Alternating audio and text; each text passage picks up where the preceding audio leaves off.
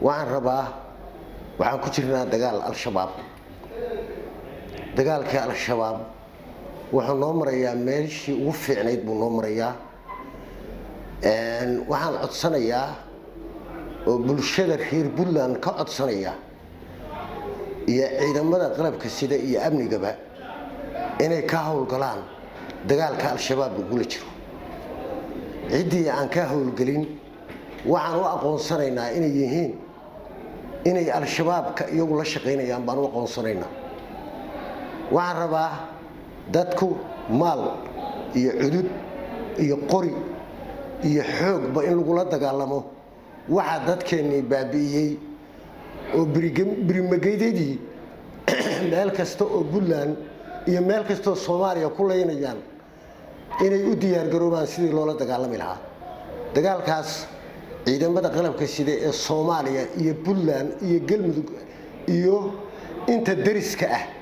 waxay ku jiraan dagaalkii ugu dambeeyay jecelahay dagaalkaas in laga qayb qaato ganacsatada ka qayb qaataan shacabku ka qayb qaato ciidamadu dhamaantood ka qayb qaataan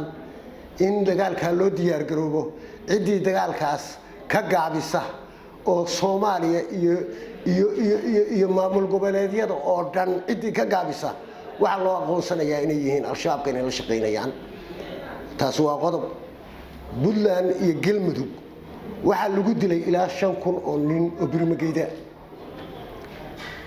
waxa dagaalka la galiyay inaan qabanno wixii dilay dadka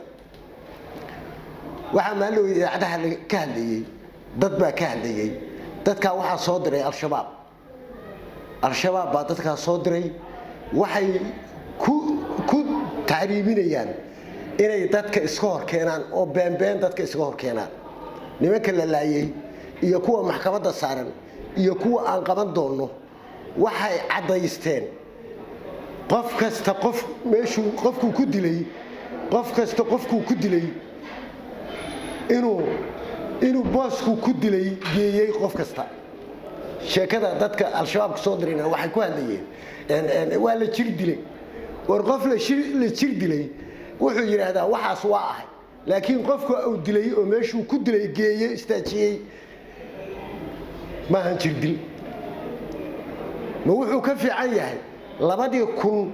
oo waxgaradkii iyo labeentii dalka ahayd dadka laayay oo nin walba meeshuu ku dilay oo nageeyay miyaa la jir dilay taas waa hadalkii al-shabaab waa dad baa la jir dilay iyo qabiil iyo Soomaaliya waa Soomaaliya qabiil gaar ah ma jiro waxaan ku dagaalamayna cadawga Ilaahay iyo cadawga diinta Islaamka iyo cadawga muslimka oo dadkeenii laayay inaan ka qabanno dalka baan go'aan ku qaadanay anagoo ah Soomaaliya oo dhan oo aan ahayn Puntland iyo Galmudug midna aan ahayn Galmudug iyo Puntland waa walaalo gaalkacyana waa gaalkacyo ninka marka kala saarayo waa ka warqabnaa oo waxa ku soo diray al-shabaabka in hay'adii sharciga oo sheegnay waxaan rajaynayaa si degdeg ah dadkii waxa ku hadlayay in loo qabto laftigoodana sharciga loo horgeeyo waxaan inta ku soo gabagabeynaya in dadku dagaal u diyaar garoobaan oo ay maal iyo naf iyo meydba kala hortagaan wixii halka gobolka Mudug lagu laayay waa garan ka dhac gobolka Mudugna Puntland iyo Galmudug ma kale waa gobolka Mudug wixii lagu laayay oo labeentii dadka ahaa waa garan ka dhaan dadka Soomaaliyeed qof kasta meeshuu ku dilay bayna istaajiyeen qof kasta meeshuu qof ku dilay bayna istaajiyeen waxaan idin ka codsanayaa inaad dagaalka u kala harin oo dagaalka loo diyaar garoobo qolada al-shabaab soo dirsanaysana la qabto laftigooda la qabto waxa inta weheliya al-shabaab waa ay bedeleen foomka wax ku diri jireen foomka la hadda u bedeleen waxaan leeyahay marka